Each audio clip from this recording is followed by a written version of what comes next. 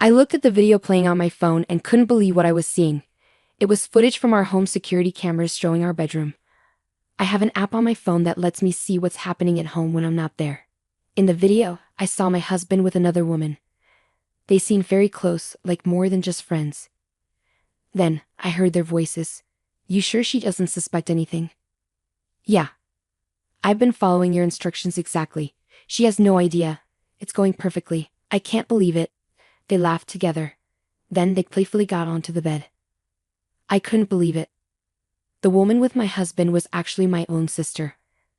My name is Nancy Hadley. I'm 50 years old. My husband David is turning 55 this year. We've been married for 20 years and we don't have any children. We used to have a comfortable life because we both worked. But things changed about 10 years ago when David was diagnosed with early onset dementia. As time passed, David's memory problems got worse. He started forgetting important meetings with clients and even how to do his job. Work became really hard for him, and everyday tasks became a struggle. He'd forget where he put things, how to dress himself. And he'd often get lost and bump into things because he couldn't remember directions. Once, he even left the kettle on, which nearly caused a fire. So David and I decided to ask my sister, Anne, for help. She runs a care home, so we trusted her advice. We took David to a hospital she recommended for tests, and that's when the doctors told us he had early onset dementia. Because of this, David had to stop working, and now we have a caregiver from Anne's facility come to our home twice a week to help out. Nowadays, I'm the one bringing in the money for our family, working hard every day, I said with a sigh. Nancy, how's David holding up? It was the day our regular caregiver, Ms. Johnson, came over. Annie came along with her. And you came too. He's your husband after all, so I'm worried too. Ever since we started relying on Anne's help, she would often come over before I went to work. She's been looking after David like a brother ever since we got married, because she always wanted a big brother when we were younger. She was really upset when David was diagnosed with dementia, even though she was supposed to be busy with work herself. I really appreciate her checking in on us like this. I'm so grateful to Anne and Ms. Johnson for helping me take care of David while I'm at work. If I didn't have my job, we'd have money problems, so I'm really thankful for them. But they can't come on weekends, so I'm the only one taking care of David then. I'm working during the week and looking after David on weekends, and I hardly have any time for myself. I didn't realize it before, but I must be really tired, I explained. A nurse who knew me from the hospital where I took David for his checkups noticed how tired I looked. Mrs. Hadley, taking care of your husband is tough, but you need some time for yourself to rest. You're right. I know that. I could ask Anne and Ms. Johnson for help if I really needed it, but I don't want to bother them anymore. Oh, by the way, there's a new nurse here who used to work at a dementia hospital in New York. Maybe she can offer some help. See, there she is, the nurse pointed out. When I followed the nurse's gesture, I couldn't believe what I saw. It was Amy, my best friend from college. Amy looked just as surprised as I felt. We hugged each other tightly, overjoyed to be reunited. Amy, who used to play softball in college, still looked sharp with her neat short haircut. Nancy, you look exactly the same. And you haven't changed a bit, Amy. I'm so happy to see you. Amy shared that she had waited for her kids to grow up, ended her marriage, and come back to our hometown. Just tell me when you're free for a coffee, she suggested. When David finished his test and came out of the examination room in his wheelchair, Amy seemed taken aback. Oh, this is my husband, David. It feels like forever since we got married. Yep, it's been quite a while, I agreed. Amy, crouching down to David's eye level in the wheelchair, stopped for a moment. Is everything okay? I'm sorry, David. We met at your wedding once. Really? I'm counting on you for future care. Thanks in advance. David smiled at her and replied. Amy seemed to be studying David with a thoughtful expression. Maybe seeing my confusion, she stood up with a smile. I've looked after many patients like your husband before. So, if you ever need advice, I'm here for you. I think I can help, Amy offered. Yeah, I'll definitely count on you. Thanks, Amy. We waved goodbye. After that, I bumped into Amy several times. Like when I went to pick up David's medicine or when his health worsened. Each time, Amy looked at me with worry, but I pretended not to notice and shrugged it off. A few months after reconnecting with Amy, David and I went to the hospital together. Just as David was called in for his examination, I heard someone call my name. When I turned around, there was Amy, looking serious. "Amy, is everything okay?" "David just went in for his exam. Can we talk for a moment?" "Yeah, sure," Amy replied, leading me to a counseling room. "Nancy, how are you managing with David? And are you worried about me?" "Thanks," I began, discussing David's recent health and how the constant caregiving was affecting me physically. Amy listened closely, and I thought she was simply concerned about my well-being. But then she said something unexpected. "Actually, Nancy." What she told me next was hard to believe. About a week before we met again, Amy started, recounting a shopping trip where she saw Anne with a man she recognized. Anne's face was familiar as my sister, but Amy also thought she recognized the man. When Amy approached and Anne introduced him as her boyfriend, it wasn't until we met again at the hospital that I realized it was David, your husband. It all seemed so confusing. "That's really surprising. No wonder you seemed puzzled at the time," I remarked. Amy explained that she had seen Anne and David together in town a week before we crossed paths again. However, David didn't seem to notice Amy's presence at all. I looked quite different then. I had long hair and wore glasses. That might explain why he didn't recognize me, but still. "Also, there's something else bothering me," Amy continued. She noticed that David's behavior at the hospital didn't match someone with dementia. It felt unnatural, almost like someone pretending to have dementia. "The man I saw in town was walking confidently, speaking clearly. He seemed perfectly healthy. Could there have been a mix-up? Maybe you mistook him for someone else?" "I don't think so. You know, David has those distinct moles under his right eye, right? The man with Anne had them too. It's kind of a distinctive feature for a guy." "I'm sorry, I shouldn't talk about your husband like that."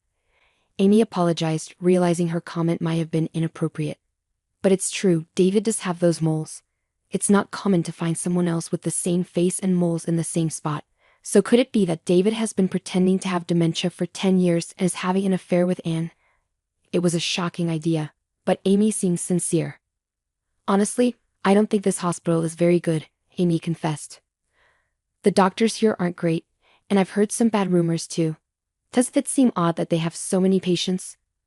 So, I really think you should get David properly checked to see if he really has dementia," Amy said, looking serious.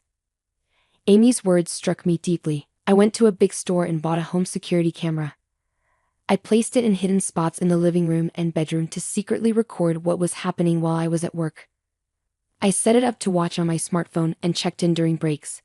To my surprise, David's behavior on camera was different from what he showed me. He didn't seem confused or lost. He was living quite normally. Plus, when Miss Johnson, who had asked to care for David, arrived, there was no sign of her taking care of him. I also discovered that Anne had been visiting my house frequently while I was away. Their conversations were clearly recorded on the footage. "You're not getting caught pretending to have dementia, right, David?" Anne asked. "Yeah, pretending not to know the date or where things are is working perfectly, just like Anne suggested. Acting like I can't write or go outside, and mixing up day and night, seems to be fooling Nancy. She's trusting, so she won't suspect a thing. And as for Miss Johnson, she's fine. She's a single mom and needs the money. I've been paying her more, and she's staying quiet," David explained. They laughed together, flirted, and then went to the bedroom. I was stunned when I saw the footage. I couldn't believe my own sister and husband were scheming behind my back. But the proof was right there on the camera. I felt lost, confronted with the undeniable truth. A few days later, I felt the need to speak with Miss Johnson, who had been looking after David. When I reached out to her, she said she could meet the following Saturday.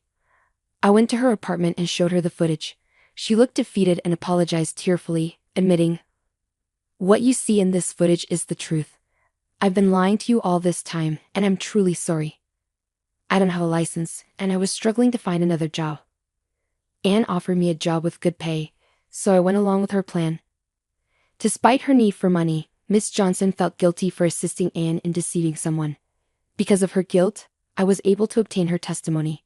She also gave me copies of receipts, daily reports, and her diary from that time. No matter how desperate I was for money, what I did was wrong as a human being. "I'm deeply sorry," she repeated her apologies. With Miss Johnson's evidence and testimony, I decided to gather more proof. After speaking with a few other involved parties and hearing their accounts, I consulted my lawyer and chose to confront David and Anne at the place where they were having their affair. On a typical weekday, I pretended to leave for work as usual and waited near my house. When Anne arrived, and it seemed like the right moment, likely when they were occupied with each other, I returned home and caught them in the act. They panicked, unable to escape, and I spoke coldly. "I know everything now, David." David's expression shifted from surprise to guilt as he looked at me.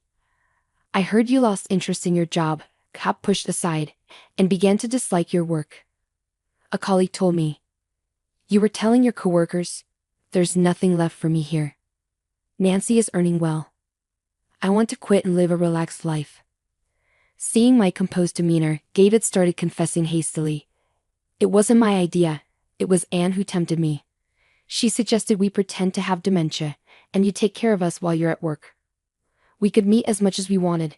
Even Miss Johnson was hired by Anne to create an alibi." His words seemed to shift the blame onto Anne, portraying himself as a victim. But Anne's reaction was explosive. "What on earth? David was just as involved in the plan, and now he's trying to dodge responsibility. That's cowardly." "Shut up. You're the one who pushed me into this." "I just went along with it," David fired back. My heart grew colder as they argued, completely exposed.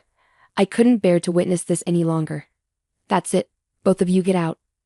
I decided to take drastic action. I threw them out of the living room window, along with their scattered clothes from Anne's purse, then shut the window. Despite their banging and pleas for explanation, I closed the curtains and ignored them. When they wouldn't stop, I sent a firm message on WhatsApp. "Be quiet. If you don't leave now, I'll call the cops." Suddenly, they fell silent. Their constant visits and messages on WhatsApp grated on my nerves in the following days. So, I sold the house and moved to a weekly rental apartment. When David was diagnosed with dementia, I had changed the house title to my name. David, now retired, couldn't pay the mortgage anymore, and I made the change beforehand to avoid complications with decision-making authority in his condition. Selling the house unexpectedly fetched a good price, allowing me to buy an apartment with the saved money. Though I hadn't anticipated this situation, past Nancy had done well. I filed for divorce from David and claimed a fair share of assets. It wasn't about whether he could pay or not. It was a statement of, "You did this to me. I'll never forgive or forget it." After divorcing me, David remarried and now lives in Anne's house.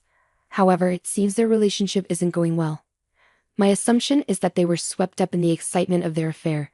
But once they got married, reality hit them. They can no longer just be lovers living together. They have to face the ups and downs of married life, and it must be tough for them. Even if they consider breaking up, both of their parents have passed away, and the house we used to live in has been sold. They have no family to rely on and nowhere to escape, so they're left to deal with everything on their own. Frankly, I couldn't care less. I believe they got what they deserved. Thanks to Miss Johnson's revelation, Anne's facility lost its license and was shut down. It turns out the facility wasn't making enough money to repay the loans they took out when they opened, so Anne now has a lot of debt. It seems like a fitting punishment for a sister who stole her own sister's husband. As for the quack doctor who gave the fake diagnosis, he faced consequences too. After the incident, his staff, including Amy, quit one by one, making it impossible to keep his clinic open. It turns out he was issuing false medical reports for profit, just like he did for David, and this led to his downfall. Learning the truth shocked me. I realized how outrageous some doctors can be. But I also had to admit my own fault. I was too trusting. I took my sister's word and the quack doctor's claims without questioning them. According to Amy, I'm too kind and trusting. I don't like to doubt people. But now, I'm reflecting on that. I realize I need to be more skeptical and think for myself.